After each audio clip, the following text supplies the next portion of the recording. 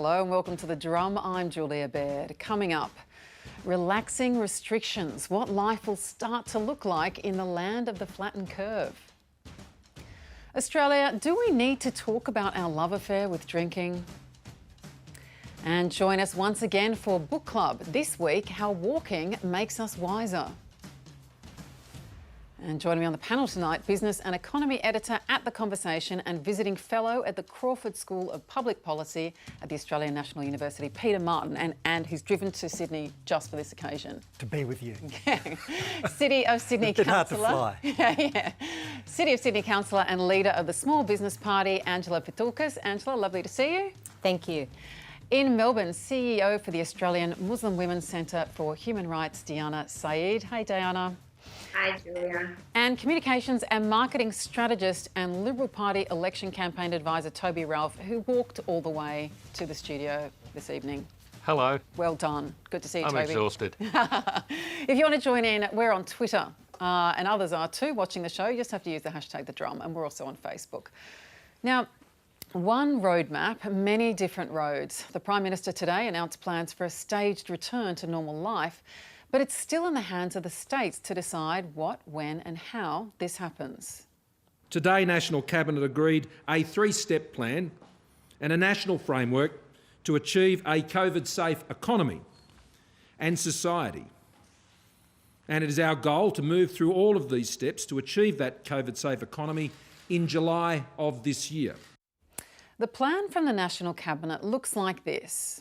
Step 1 means slightly larger gatherings, restaurants, cafes and retail reopening, as well as playground and community centres. Step 2 will open gyms, cinemas and other larger capacity venues. By Step 3, the government wants all Australians back in the workplace. Gatherings of up to 100 will be allowed and all interstate travel will return, although there'll be no need for a passport for some time. There is nothing on our radar which would see us opening up international travel in the foreseeable future. And the Prime Minister was candid that this doesn't mean the outbreak is at an end. There will be risks, there will be challenges, there will be outbreaks, there will be more cases, there will be setbacks. Not everything will go to plan.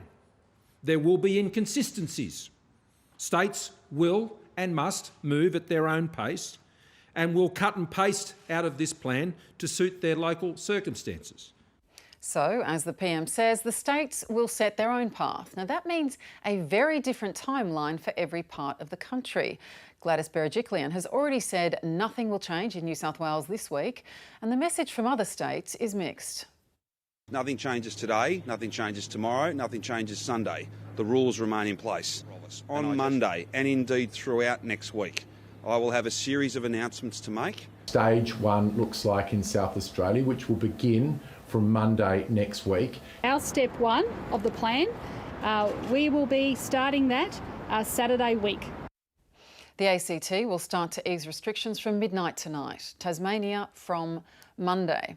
Now, Toby, epidemiologists, pretty nervous about this return to normal life. The PM says it's time. The economy is creaking at the seams. Are you confident we can do this? Yeah, I am. You know what? It's one of those rare occasions when the federal government and the state governments and the territory governments have done a fantastic job. Yeah, if you look at the stats, for every person who's died here, 700 have died in the States. On a per capita basis, that's 1 to 58. They've got it right. And they're thinking about it, working it through carefully and stepping back, balancing the economy versus, death or risk of death. And I think they've got it right. So yes, I am confident. Will there be a spike? Yeah. Will things go wrong? Of course they will. But will we ease back into it? Yes, I think. I'm actually strangely trusting of government at the moment. That's what the polls seem to be telling us. Angela, where does this leave retail, though? I mean, saying, is it worth opening back up a cafe? You used to run a cafe for saying, OK, 10 people can come in, maybe 20 people can come in. We're not sure how it's going to roll out. How does that uncertainty play out? It's still going to affect a lot of the hospitality industry because it's not just implementing letting 10 people in, it's making sure that the operation itself understands and observes all the the health and safety practices that need to come into it. And it's, letting 10 customers in, do you put them on a time frame? You need that space around them. It's still not a back to norm for the hospitality industry. There's still quite a struggle. It's my understanding, though, that if businesses do choose to start to reopen slowly, probably a little bit further down the track, they'll still be eligible for some of the JobKeeper, so that might help to fund them, because it's also going to be very difficult for these businesses. It's not just open the door, come in 10 people, we might get back to normal. Flicking on the light switch, restocking, getting some of the staff back who may have already have gone somewhere else or chosen not to come back to that job, it's going to be very, very tough. It won't be normal anywhere near July, I don't think. Not for the retail hospitality people. Do you see this? I mean, Peter, for a long time there have been many critics of the COAG process. It's kind of had a long list of things that it was the punchline to a joke. COAG. Right. Yeah. Right. And every time we discussed it on this show, it was almost exactly the same thing. It doesn't do enough. It could be more efficient. The divisions are between, the partisan divisions are preventing anything constructive getting done. And yet we've seen this national cabinet, which is, gaining the trust of people like Toby Ralph. So what can we take from that? Emergencies bring out the best so that in we're good people. at things. But also, it has been working, but the Prime Minister has been presenting it as working better than it really has been. Now, the truth is the Prime Minister isn't in charge of much, right? Certainly not much involving where people move. Not in charge of schools, not in charge of restaurants, in fact, virtually anything at the local level. And so what we've seen it today. We saw it earlier with schools. The Prime Minister announces principles that they've just managed to agree on, just managed to get a communique on, and then each one said, well, I'm not doing this. And the reasons are extremely obvious. And this is the reason why federation is, in my view, the most wonderful thing. Local governments are close to people. State governments are close to people. They know that Daniel Andrews or the South Australian Premier or whoever are the ones that will get blamed if there's an outbreak in a shopping centre or school. Now, the Prime We've Minister, seen it with the clusters already, with Ruby Princess, although border security in that as case, well. the feds that was federal, yes, did come into exactly. it. We're still But waiting to hear more. But normally he has that luxury, and that's why they are more cautious, understandably cautious.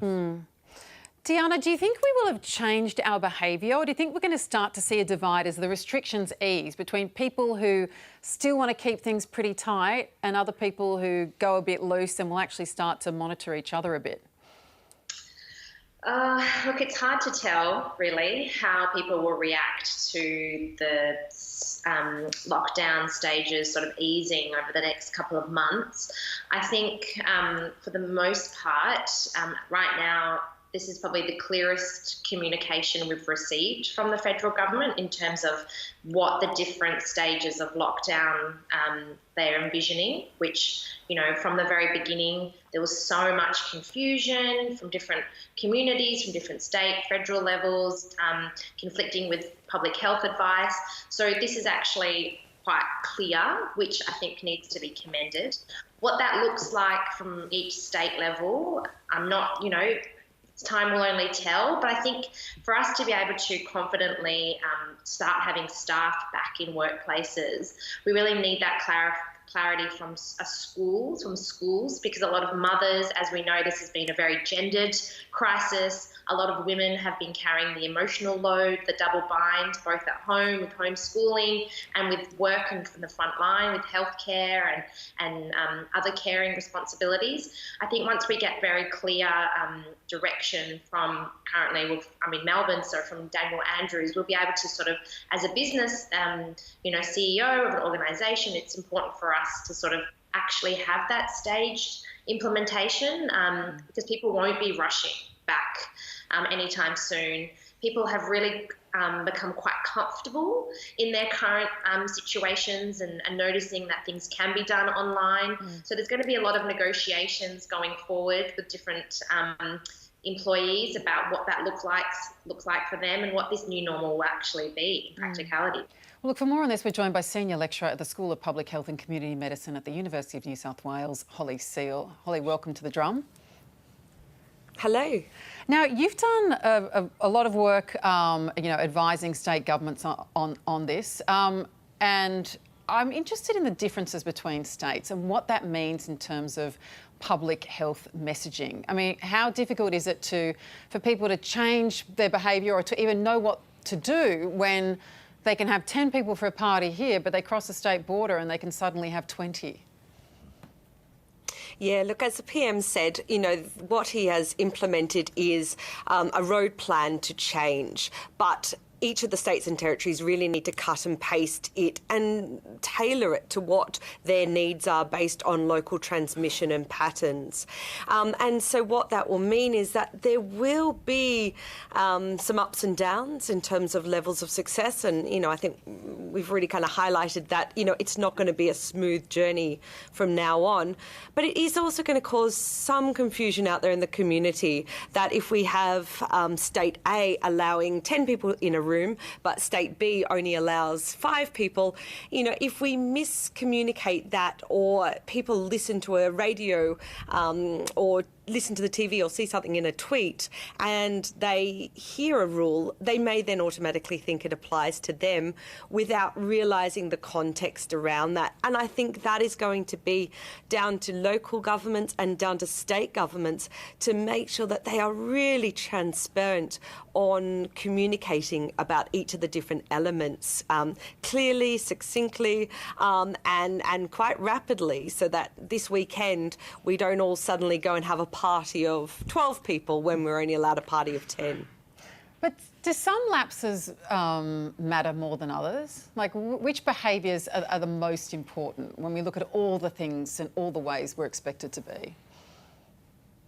Yeah, look, currently when we look at transmission, we know that there are still groups out there in our community that are really vulnerable, and they would be in aged care, people with chronic health conditions. And so we need to still be mindful that these groups haven't suddenly gone away, that they are still groups that we need to be conscious of and to be mindful of in all of our behaviours. So we don't want to suddenly go from not seeing anybody to seeing everybody in our communities, because we don't know who we're still having exposure to and whether or not we are still potentially an asymptomatic case. So we want to kind of take things slowly, test out the waters in terms of, if we start to relax one thing, has it led to a spike? Okay, fine, we need to just tone that down again. So release a little bit, test the waters, release a little bit, test the waters, and look, when those outbreaks occur, we need to quickly jump on them and put them out. So look, the path has been laid, but it's likely to be a long road back to normality. Just under 2 months ago, restrictions began to be put in place, and within days, our entire way of life had changed. On March 13, non-essential outdoor gatherings of more than 500 were banned. After the number of new daily cases almost tripled in the following 5 days, gatherings of more than 100 people were banned. 2 days later, social distancing requirements were imposed. The following day, we saw scenes like this on Bondi Beach. Then, on March 24, the Prime Minister announced a huge range of businesses that would be shuttered. Food courts and shopping centres will not be allowed to continue. Real estate auctions and open house inspections. Beauty therapy, tanning, waxing, nail salons and tattoo parlours, and same for spa and massage parlours. 4 days later, the virus peaked, with the highest number of new cases recorded in 1 day. On March 29, gatherings were further limited to a maximum of just 2 people. Holly, can I ask you again about hand hygiene? I know you've done work in hand hygiene education, and the step 3, you'd be pleased to know step 1, 2 and 3 all say we have to continue to show, to practice hygiene. Yep. It is actually quite shocking, though, when you look at the numbers around the number of people who do and do not wash their hands. I always find that sign up in the backs of cafes or restaurants that say employees must wash their hands is kind of an alarming reminder of that. Like, do you think that we will have changed? Do you think people are going to, take this on board and continue to do the most basic of things, which is wash their hands?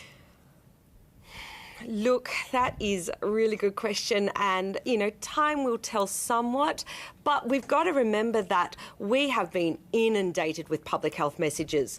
Every local supermarket, every public transport, workplaces, they have all very quickly put up signs to remind people about the basic hygiene practices and about the need to physically distance ourselves from each other. And so this volume of signs that we've had around us on the radio, in our social media, and physically on walls, have been those kind of, nudges to remind us to do these behaviours. And, eventually those posters will be taken down and people will probably stop seeing them also eventually. But will people continue with the behaviour? Oh, I don't know, because what we know about hand hygiene, it is very habitual. It has a lot of factors that influence it, such as culture, education.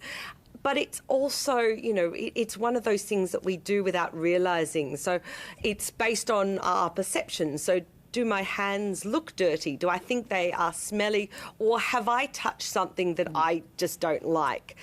Because of those gut reactions, that's what I'm going to go and wash my hands about. So, those things are intrinsic, and we are learnt those behaviours as children.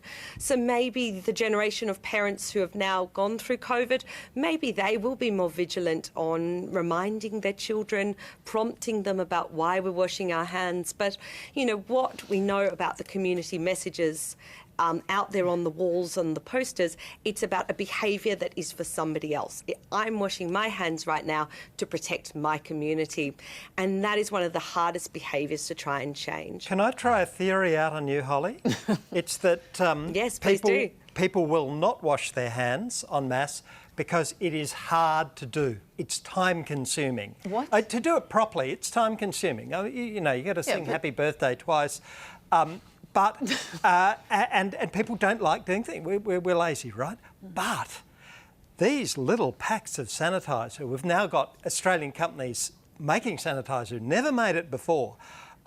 Remember all the people all through the 90s were going around with these drink bottles of water. Heaven knows why. Because it was fashionable, right? Oh, I can plastic. see. Sanitizer. Oh, you think there's a fashion in like the old squirt? Yeah.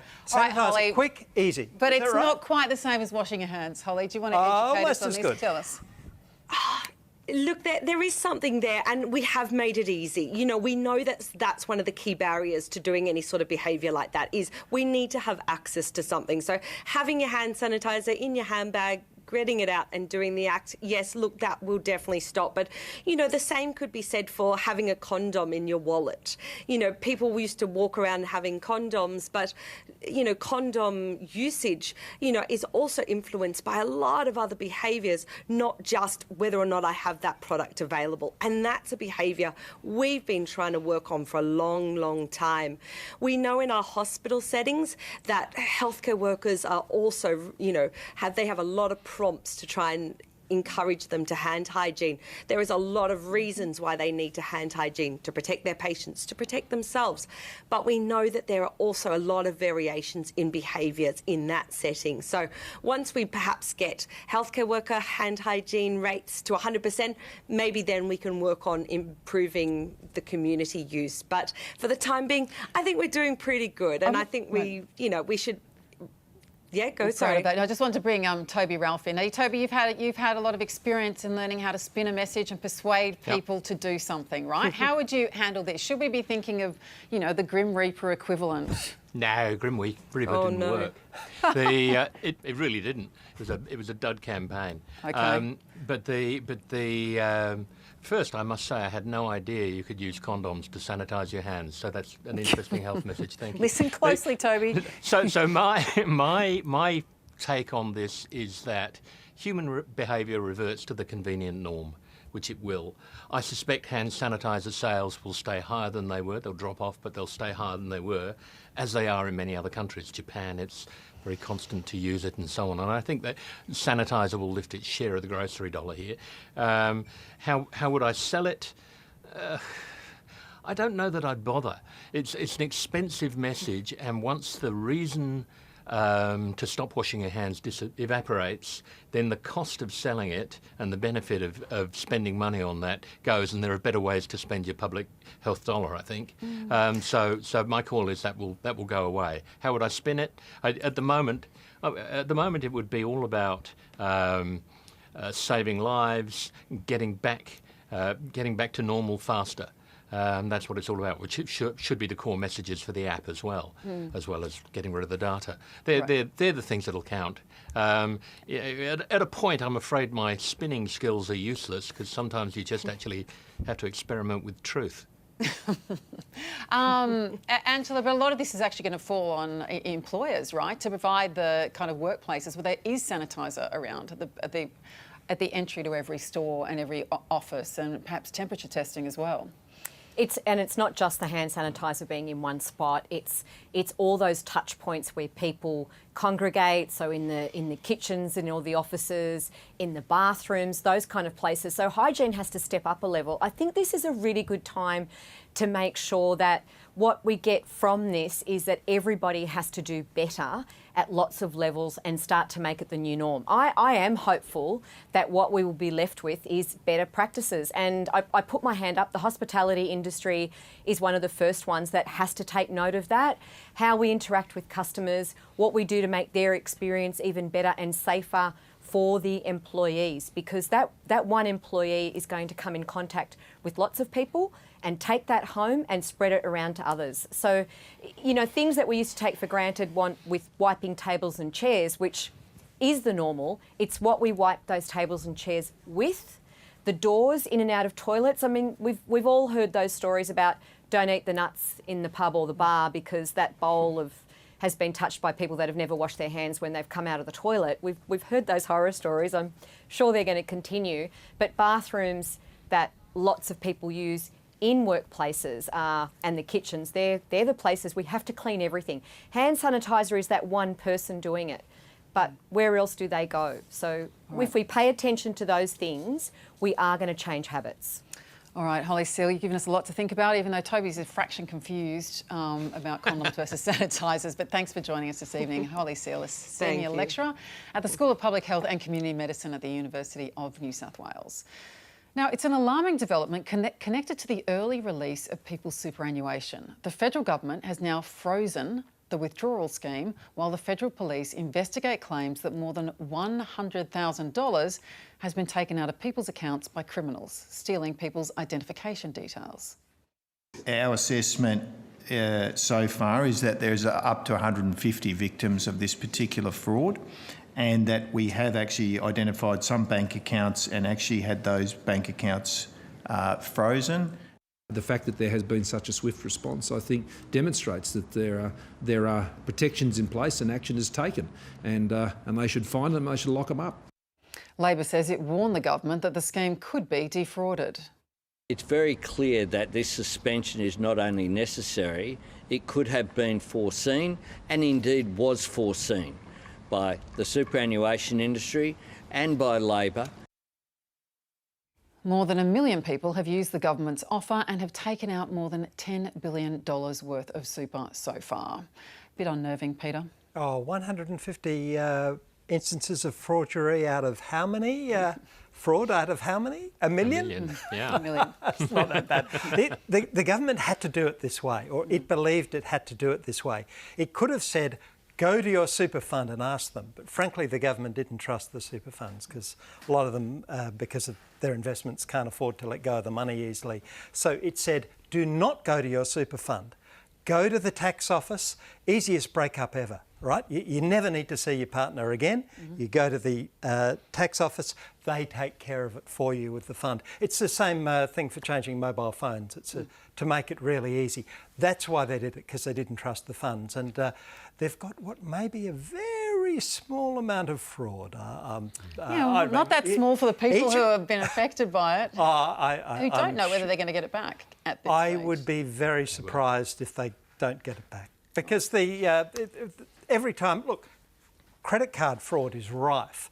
And it's happened to me a few times, and each time the credit card company has, or the bank has very quietly given me my money back, very quickly too. Just quickly, Toby. Yeah, I mean, super is almost a $3 trillion industry. We're talking about a fraud which is 1.5 million at the moment. I mean, it's horrible, these scum that are doing it. It's terrible, and I hope they get caught. But it is a tiny fraud and totally predictable. Yeah. Well, let's talk about the economy more generally, because as we've discussed, the economic impact of this pandemic is a big driver behind the new roadmap to reopen the country. The PM today said that Treasury tells him 850,000 jobs could be restored in the months ahead under this plan. That includes people who may be on job seeker or job keeper now. As we've learnt during the course of this COVID crisis, there are a lot of uncertainties. And so that is what we understand to be the value of doing this. We've got 1 million people and more who are now on job seeker, and that's been a Herculean task by those at the Services Australia and Centrelink to get all of those claims processed. The Reserve Bank, meanwhile, released its quarterly monetary policy statement, where the outlook was considerably more grim. The Reserve Bank is forecasting our worst economic slump on record, with the economy likely to contract by 8% in June, taking Australia into recession. According to the RBA, unemployment will peak soon at 10%, staying as high as 9% until December, and would still be above 6% well into 2022. It would have been higher without JobKeeper. Household spending is forecast to fall, housing even more, and business investment, which was already in decline, may not improve for over a year. Wages, not surprisingly, will also be flat. But there was some confidence as well that growth could return enough to hit positive territory if the success to date on containing the pandemic continues. The initial stages of these recoveries could start quite soon, as activities that were previously restricted become possible again. But a full recovery will take time, especially if there are lingering concerns about control of the virus. Peter, how do you read these results? Implausible. The Reserve Bank is talking about a V-shape recovery, right? Other people have been talking about a flat-bottom boat. I think that's actually more likely. They're saying that on economic growth, it'll fall by 7%. No, employment, the number of jobs will fall by 7% in basically in this quarter, and then a year later it'll increase by 6%. That's actually not as good as it sounds. It's not as good as it sounds because 6% of a small number is a lot less than 7% of a big number, and we'll miss out on the employment growth we would have had anyway. But even so, to believe that and to believe the associated figures about economic growth, which are the same sort of order, and the associated figures about consumer spending, which is said to go down 15% and then up 12%, you have to believe that things will return to normal. So why do they? Why do they believe that? Well, why are you saying they're so optimistic, implausibly optimistic? Well, I know it's implausible because I lived through the global financial crisis and the recession before that. At the global financial crisis, they predicted a V-shaped recovery and it didn't come. The reason why I think it won't come this time, and you know, a famous Treasury line is, we never forecast recessions, right? Because that's not what you do. You forecast a return to normal. The reason why I fear that things won't return to normal, the same as they didn't return to normal, people saved an awful lot, kept saving it, they didn't spend it after the global financial crisis, is because behaviour has changed. We've been talking about that with hands, right? When behaviour changes, it's said to take 8 weeks for the neural pathways to be established. We will have had 8 weeks. I think that households will be used to not spending as much. I think people will in fact be used to not wanting to work as much. There'll be more flexible arrangements. Well, for instance, cars. Spending on cars is way down on what it was a year ago. I can't see that jumping up. Not while you've been hit by this and you don't know when something like this will come again, or if it'll come just in your suburb, just in your town, and there'll be another lockdown. I'm a great supporter of the Reserve Bank, and I know the V shape, it's actually less of a V than it looks, for the reasons I said, but I do not expect a snapback, as the Prime Minister used to call it. So we're talking about a return to recovery. We're talking about like there's a kind of a long tail on this, or a long period of time. But what do you think, when you talk about scarring, the things that are permanently changed, what do you think falls under that category?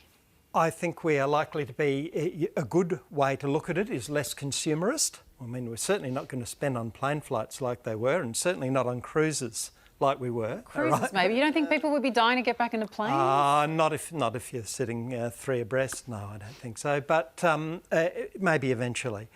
So we'll be more cautious. That's a good way of looking at it. Another way of looking at it is we'll just be scared. And we saw after the global financial crisis, before that, saving was a few percent. It jumped to more than 10% of income. That's what we're going to see. And by the way, do we need all of the things we've been doing? People have learnt to have, certainly in the bottom half, clothes that are less impressive than they were. And perhaps we will have learnt through these technologies that we don't need to fly interstate for meetings, as much as it might have been pleasant. That is for sure, especially when people like Angela have all the technology and a green screen set up at home. But we're talking here about the importance of consumer spending, consumer confidence. Like, what does this mean for small businesses? Look, everybody wants the snapback, and I actually also agree. I think that the road to recovery is going to look very different because we've already started to learn different behaviours. I've always been a great person to just pop out and buy something or plan what I'm going to buy. I've discovered that, yes, I have plenty of everything. That includes my approach to groceries and food, because I just never thought about it as much as I do now. Waste pops up even more now, and addressing that. Small businesses will struggle. The reason I say that is because most small businesses that were already walking a fine line, let's say, on how profitable they were, they probably won't recover, Julia. There are going to be a lot of small businesses that won't find their way out of this. That being said, I think big business faces the same problems, because you plan for something, you budget for something, your board approves something, maybe you've already started it, and it turns out that your resilience packages and the whole resilience word actually hasn't meant a lot, because we weren't prepared for a lockdown, we weren't prepared to run out of things, we weren't prepared that we couldn't pay our mortgage or our rent, that we wouldn't be able to pay our staff, and then big shock horror that we couldn't pay ourselves. It's a very unusual thing to go, perhaps because I've lost a business, I can understand, when you go from one day being up and running and the next day not, that brutal shock to people is going to be amplified forever. You're going to remember that recording in your head. Remember when I had nothing the next day. Right. And they're going to hang on to that. Well, now, as Angela's saying, the virus does continue to hit people's finances hard. There's at least $200 billion worth of loans have been deferred by banks so far. The Banking Association says 100,000 loans were deferred in the past week alone, more than half of which were mortgages. But meanwhile, the government today announced it would be delaying the implementation of the Banking Royal Commission's findings by 6 months, blaming the virus. The Financial Review's Michael Rodden says it's a reasonable decision given the circumstances, and that the industry was pushing for even longer delays. The industry is already very busy trying to make sure companies don't fall over and that borrowers don't get kicked out of their homes. So I think a 6-month deferral is probably pretty sensible. And that's reflected in the consumer group's response to this as well today, such as Choice, who have said that it meets the middle ground between getting these laws actually implemented and then giving the industry the space to breathe to get through this sort of economic disruption. A lot of these things go to questions of loopholes in the law, such as unfair contracts or insurance being able to escape the fair handling claims of financial services laws. The Insurance Council of Australia was actually up before Parliament just last week, and they were asking the government to defer these laws to July 2022. So a 6-month deferral is not as bad as what industry was asking for. Josh Frydenberg has actually been pretty good in wanting to implement these laws as fast as possible. Treasury has actually been working itself to death, doing all the industry consultations on this and making sure the law is actually fit for purpose. Just a couple of months ago, as the pandemic hit, I wanted to check in whether they were sticking to the timetable, which was to get it all legislated within the year, and they said yes to that. And so a 6-month deferral is probably, it's just sensible in this climate, especially when a lot of the public servants actually trying to make these laws work are busy saving the country from collapse. Diana, some rare kind of unified support from this from the financial services industry as well as consumer advocates. But we're being asked for something that we knew, was a priority, we're told was a priority. We are being asked to continue Tony's point before, to have a lot of trust at this time, aren't we? But that such a things can be, put aside for several months and then returned to with the right kind of vigour. In terms of the financial situation yes. with the... Yes. Yeah, so, I mean, it's all up for debate in terms of the issue of trust. I think that right now what's happened under the current pandemic has really highlighted a lot of the social inequalities that exist already amongst our very fabric of our society here in Australia, and what that looks like for campaigners and advocates who have been calling for certain cuts, for increase to the JobKeeper allowance for people, and what that will look like in the new post-pandemic environment in Australia. These are the sorts of, security blankets that we actually need to continue to have in Australia. And I think that's when people will start to build confidence, start to go out again. They actually understand that we as a society, this mentality of we're in this together, we're a community, we actually have a responsibility to one another. And I'm hoping that that will actually translate to some of these policies actually becoming much more of a permanent fixture in Australian society going forward. And it will be part of this new normal society that we'll be living in. And to the point earlier about us being less consumerist, I mean, that's actually something that is not a bad thing either. Being more mindful of how we spend our money and on what, and where it goes to people who are more in need than us. I think that's also part of this shifting culture, these shifting ideas to whatever that sort of looks like in the future. I hope that that actually will start to build confidence in the economy. It'll start to build trust again, potentially. We'll see. It's really a question that we'll have to wait and watch, to be honest. Okay.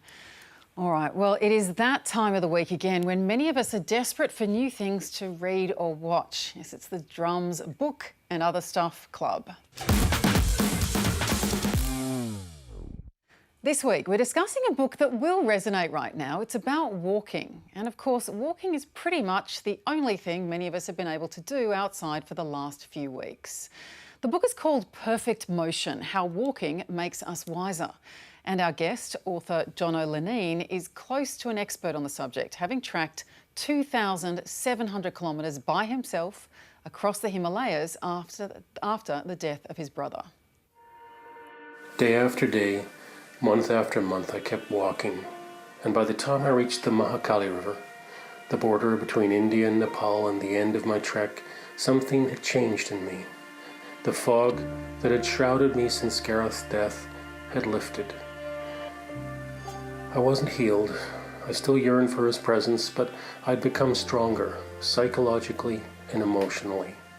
Honor and trust had crept back into my life. One stride to the next had become simply about pure movement. The wonder of being, the ecstasy of doing, the joy of adventure. And the author joins us now. Welcome to the Drum, Jono. Hi, Julia. Thanks so much for having me. Now, you say in your book that everyone knows when you go for a walk, magic happens. Like you're feeling stressed about something, you go outside, after, a couple of kilometres, suddenly things seem clearer, and you have a great idea. And you say, why does this happen? Why does it happen? What is going on there?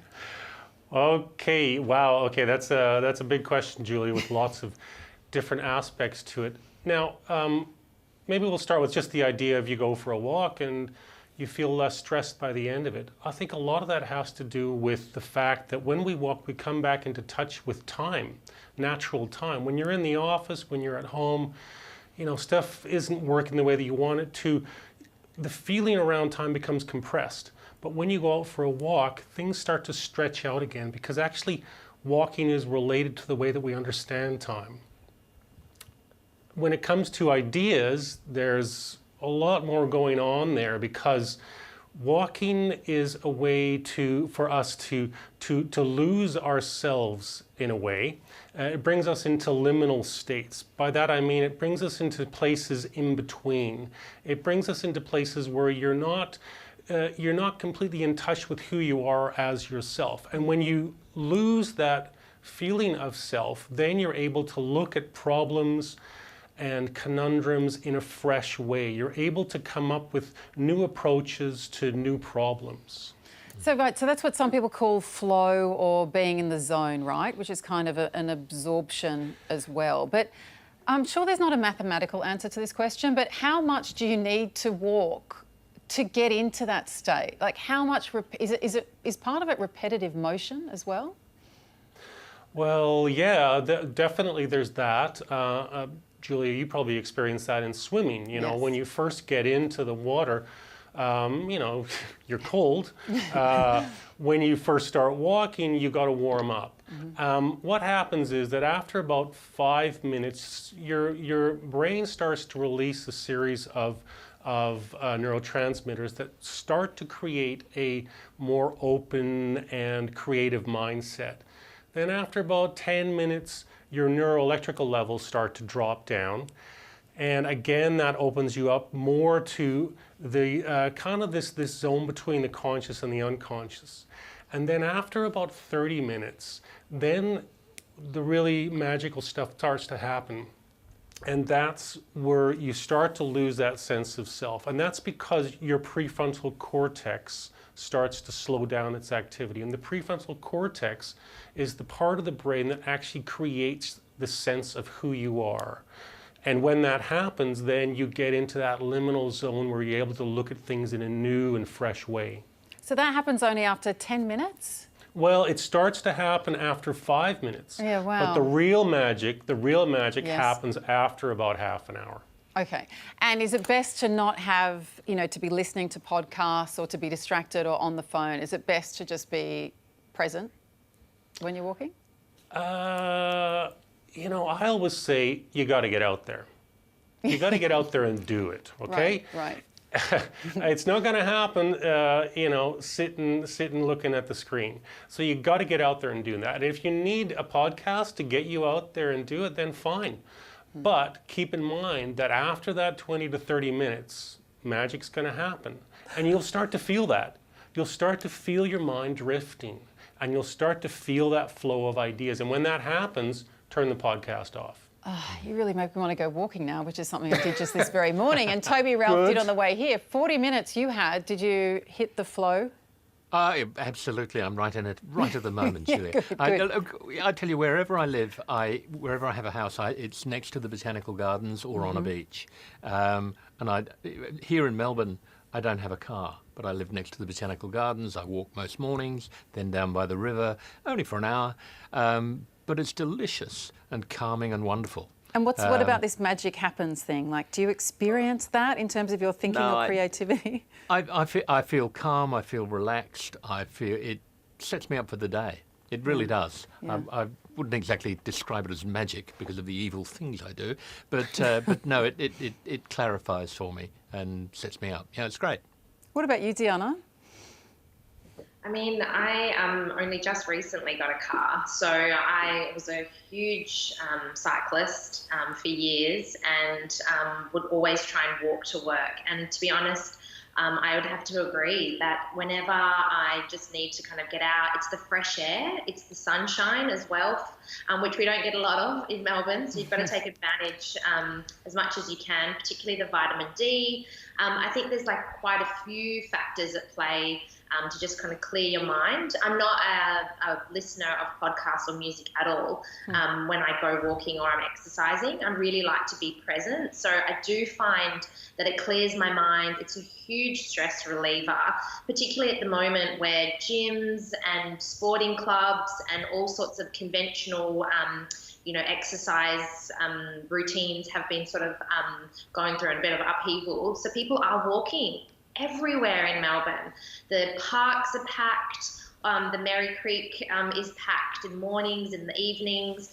It actually is probably a bit riskier in terms of trying to socially distance when there are so many people out. But it's been lovely to see families and kids on their bikes, and it's a beautiful coming together of all communities at the moment. Jono, Deanna was mentioning there, cycling. You were likening it to swimming before as well. Is it also? Can you also get it through yoga, or is there something very specific about about a repetitive tread? Is there something about that? Yeah. So there's a couple of things going on there. Now, evolutionarily, human beings have kind of related movement with creativity, and that goes back 4 million years to probably when our first ancestors stood up to grab a piece of golden fruit and then walked a couple of steps more to grab another. That was really the start of creativity in a way, and that was initiated by walking. And then the neuroscientific connection with the flow state and the release of neurotransmitters, again, that is actually released by movement.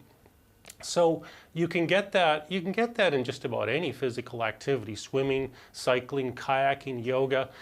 What makes walking special in a way is that it has this connection to us as Homo sapiens. We are a walking species. I describe Homo sapiens as bipedal problem solvers, and that is really related to the fact that about 100,000 years ago, Homo sapiens had two major cognitive leaps. One was the advent of symbolic thought, the idea where objects present as much more than just what they physically present as, and also the idea or the attainment of spoken language.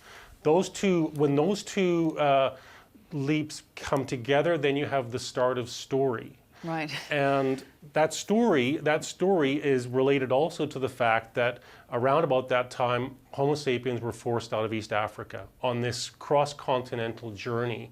And so probably the most universal story structure is the journey narrative. And when you walk, you connect with that narrative. Which is something we're still doing. Jono, it's such a delight to have you on the show tonight. It's a beautiful book. Thanks so much for joining us. Thank you very much. Jono Lineen, he's the author of Perfect Motion, How Walking Makes Us Wiser. For about a fortnight, Muslims across the globe have been observing and celebrating Ramadan. In pre-COVID times, fasting from dawn to dusk was broken by big gatherings and sharings in a hearty feast. But social gathering restrictions mean that's been replaced by humble household meals. We asked three of our regular panellists what they've reflected on during this particular holy month, a time of discipline and goodwill. Look, Ramadan is one of those months in a year where you do your spiritual cleanse. It's abstaining from food, drink, smoking, sex during the daylight hours. It is a month of sacrifice. It is a month of discipline. It is a month of peace and tranquility. We finish our fasting in the evening when the sun sets. Some people call it the month of feasting. But you never break fast on your own. It is encouraged to break fast with as many people as possible and cook for so many people and feed so many people. And the meal which we have when the sun sets is called iftar. We start with date and a glass of water and then continue eating. That's had to obviously be very limited because of restrictions, and also usually after we break our fast, we would go and visit the mosque to pray something called tarawih. In the mosque, generally, we have about 100, 150 people who do iftar with us. It was very, very emotional the first day because even trying to cook a small meal during this time is really hard. Most of the time it's just myself and mum, and some other times I visit my sister. My sister's doing something really nice for the food. Binish, what are you doing? I am making the shorba, which is the sauce. It's not a big party every night. Recently I did have my first iftar with family and friends because the restrictions were actually lifted. And that was a huge spread. We actually had 2 dinners. But this Ramadan, we're doing it very different. We are feeding many people, but in a different way. We're preparing the food beforehand and packages and all of that, and feeding those that are more vulnerable in those times of isolation. You're forced to stay at home and just pray quietly with your family, and that's also a really great opportunity to bond. It's forced me to stop and go, actually, what are my real priorities? And so post-COVID-19, I want to continue this pace of life. When it's time to break fast, we break fast literally, just myself and my partner. As hard as it is, breaking fast on your own, as I think it's so simple, it is so peaceful. The reflection, the biggest reflection for me this year has been that despite all these circumstances, despite COVID-19, we are lucky and blessed to be where we are in the country we are, and we should thank God for it. Diana, what does Ramadan mean to you as a Muslim? Yeah, I think obviously under the current situation, it means something different to everyone. And, you know, for some, it really is about the community and it's about the gathering of family and friends and others to break fast together during iftar. And, you know, particularly at this time under COVID with all the social distancing restrictions, it was already a time of deep contemplation and spirituality for some people to really sort of take stock of everyone's blessings and sort of like strengthening of that community spirit almost, where people who are at home are really sort of mindful and grateful for even having those blessings of those people and those loved ones around them. And, you know, it is harder for other people who are alone and can't actually have those or seek out that community spirit really at the moment. But, you know, I think it's great that people are actually talking about it. People are organising virtual iftar. We're seeing Craig Foster doing it every night with different people in the Muslim community. I'm sad for people who can't go to the Lakemba night markets, which was an amazing feast for everyone's senses. And it really is just about coming together and really being grateful for all you have in life. And I think under the current pandemic, it's making everyone take stock. Right. And speaking of coming together, look, for some people, perhaps many of us, the chance to head back to the pub or local bar and have a drink with mates will be a highlight once restrictions ease. Weeks ago, the Northern Territory's Chief Minister was asked in a very Territory way whether restrictions would be eased in time for Territory Day. Will we be allowed to get negative on July 1? They're in luck. Pubs will now reopen next Friday and the top end's bringing in 175,000 litres of beer in preparation. A beer and a palmy, that's the order. But a tweet by our panellist Diana got us thinking. I know this may be an unpopular opinion among white Aussies, but I'm so happy pubs are closed. Like maybe now we can talk about the excessive drinking culture here. I know these are exceptional times, but we never talk about it in the same way we do smoking or drugs. #just saying. Now, before we come to Diana on this, I'm going to ask you, Angela, what you think of Australia's drinking culture and whether you were one of those teenagers for whom drinking was considered a rite of passage. It was around me, but I know that my mother is watching, and so absolutely not. It was never something I did. But I grew up in I grew up out south in around Sydney's Cronulla area, and it was very much a rite of passage. I mean, you were going up the pub when you were 15 or 16 anyway. Young kids, I think the focus, the terrible part, I think, of Australian culture is that there is a huge drinking culture, that kids start very young, that behaviour is learnt, carries through into adulthood, often is passed down through families. I'm not saying everybody, absolutely not saying everybody, but it is very prevalent. I mean, you know, there were 15-year-olds when I was growing up who would go up and get a case of beer and take it to their mate's place and drink it. I mean, that's a horrible thought, horrible. Diana, what is it you think we need to talk about? I think I need to sort of already sort of put some reservations on that tweet. That I have an issue with the binge drinking culture. I think that anything excessive that is normalised is the issue here. And, you know, I understand that under the current pandemic environment, and we are living under exceptional times, that people are seeking solace in drinking in a way that, you know, it's a coping mechanism under the current stress and anxiety that they're dealing with. So that's not necessarily, I'm not trying to shame it at all. And what I'm talking about is what we want to see in the future, in this new normal, in this world, and starting to have these conversations about changing and radically changing some of those behaviours that we are sort of normalising in Australia. And what does that look like? Let's ask Toby what that might look like. Toby, you're on the board of a winery. Yeah. Do you think we have a problem with moderation? Some people have a problem with moderation. I mean, if you go across Australia, first, people are drinking less and less overall. It's declining. I mean, a lot of that is chemical replacement by the young, but we are still drinking less and less. People are taking stimulants in different ways. We've also seen a shift away from beer, which used to be 3/4 of what people drank, across to wine, and people are drinking less and better. On average, we drink a bit more than 2 glasses, 2.07 standard drinks a day each. And there are some people who happily, but there are some people who will happily drink, 30. And there's a problem.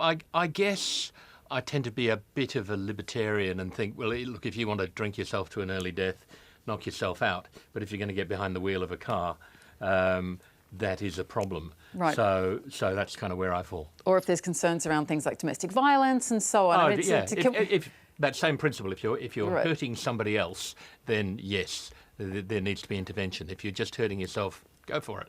Quickly, Peter. Julia, all you've got to do is be at a club or a bar at 10 or 11 o'clock at night, which is not late, to see what's going on of people that have arrived at 6 or 7 in the afternoon. Go to the races. Nobody leaves the way they've arrived looking the same way. It's a sad sight. I'm not saying it's everybody. I'm just saying it is still prevalent and it is binge drinking and it's not a good thing. I've got an idea. I've got an idea. We forget, snap back. It's not going to happen. We have reset. We should make use of this. Actually get something out of this. Yeah. And this gives us the opportunity, this 8 weeks or so, to reconsider those sort of things. Good tweet. Okay. Let me tell you, as a marketer, human behaviour doesn't change and won't change. Okay, we're going to have to leave it on that note. That is all why do you don't need to market then? Thanks to our panel, Peter Martin, Angela Fatoukas, Diana Sayed and Toby Ralph. But before we go, we put the call out for you to do your own versions of the drum theme, and here are some of the very best. Thanks so much.